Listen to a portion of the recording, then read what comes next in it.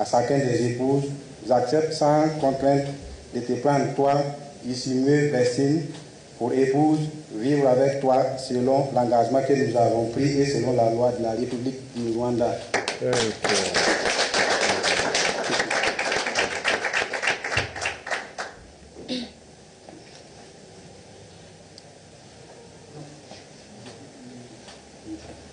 Njyewe Ishimwe Vestina maze kumva icyo amategeko ategeka abashyingiranywe nemeye nta gahato wowe Odlaogo Edrissa umbera umugabo tukazabana uko twabyiyemeje kandi dukurikije uko amategeko ya Repubulika y'u Rwanda abiteganya.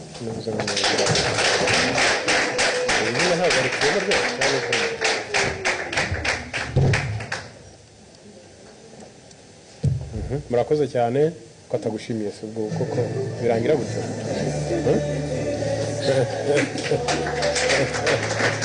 Mufata akaboko hanyuma umanuke murebe. Abageni bacu barakoze tugeze mu mwanya mwiza natwe wo kwakira indahiro yabo.